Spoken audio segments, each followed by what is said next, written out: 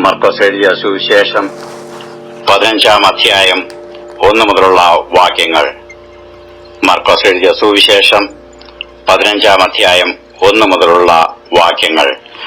ഉടനെ അധികാലത്ത് തന്നെ മഹാപുരോഹിതന്മാരും മൂപ്പന്മാരും ശാസ്ത്രിമാരുമായി ന്യായാധിപ സംഘം ഒക്കെയും കൂടി ആലോചിച്ചു യേശുവിനെ കെട്ടി കൊണ്ടുപോയി പീലാത്തോസിനെ ഏൽപ്പിച്ചു.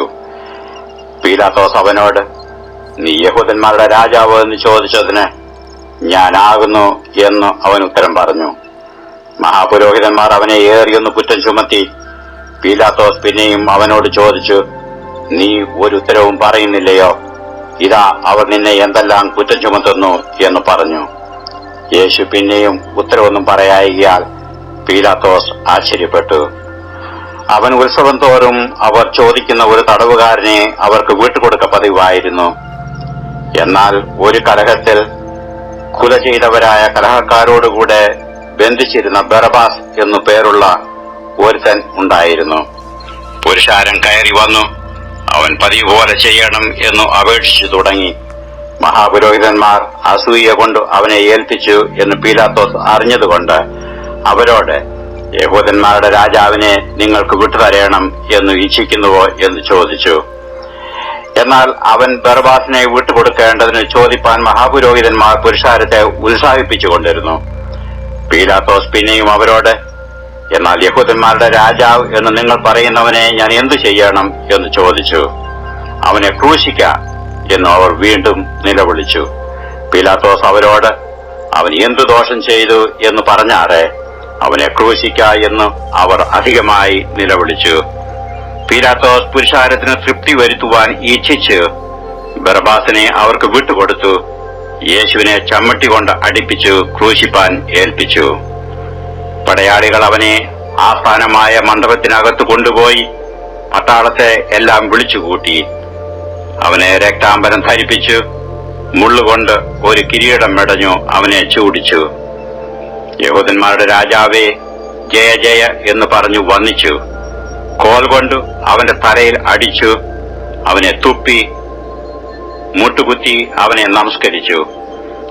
അങ്ങനെ അവനെ പരിഹസിച്ച ശേഷം അവർ രക്താംബരം നീക്കി സ്വന്തം വസ്ത്രം ധരിപ്പിച്ചു അവനെ ക്രൂശിപ്പാൻ കൊണ്ടുപോയി.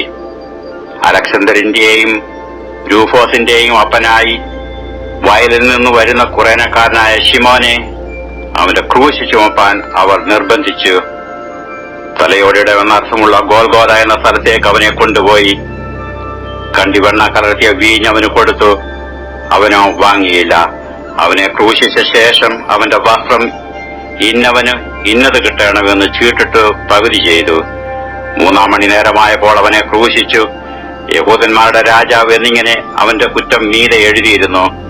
അവർ 2 കള്ളന്മാരെ, ഒരുത്തിനെ വലത്തും ഒരുത്തിനെ ഇടത്തുമായി അവനോടുകൂടെ ക്രൂശിച്ചു.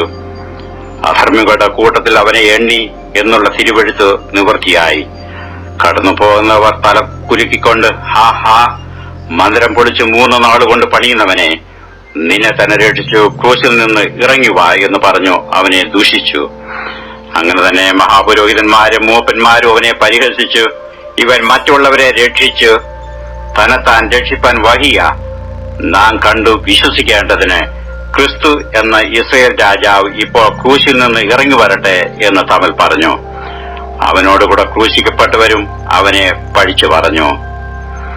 6 മണി നേരമായപ്പോൾ 9 മണി നേരത്തോളം ദേശത്തു എല്ലാം ഇരുട്ടുണ്ടായി. 9 മണി നേരത്ത് യേശു, എന്റെ ദൈവമേ, എന്റെ ദൈവമേ, നീ എന്നെ കൈവിട്ടത് എന്ന് അർത്ഥമുള്ള എലോഹി എലോഹി ലമ്മ ശബക്താനി എന്ന അത്യുച്ചത്തിൽ നിലവിളിച്ചു.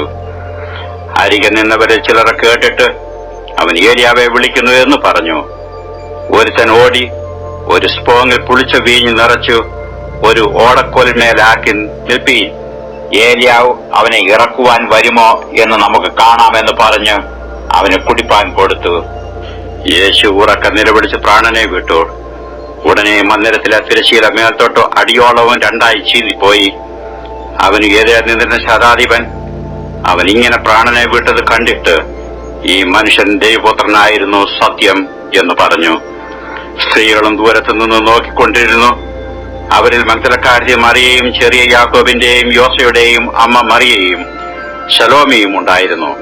അവൻ ഗലീലയിൽ ഇരിക്കുമ്പോൾ അവർ അവനെ അനുഗമിച്ചും ശുശ്രൂഷിച്ചും പോന്നു.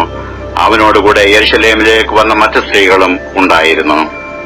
വൈകുന്നേരമായപ്പോൾ ശബത്തിന്റെ തലേനാളായ ഒരുക്കനാൾ ആകൊണ്ട് ശ്രേഷ്ഠമന്ത്രിയും ദൈവരാജ്യത്തെ കാത്തിരുന്നവനുമായ അരിമത്ഥ്യയിലെ യോസഫ് വന്ന് ധൈര്യത്തോടെ പീലാത്തോസിന്റെ അടുക്കൽ ചെന്ന് യേശുവിന്റെ ശരീരം ചോദിച്ചു.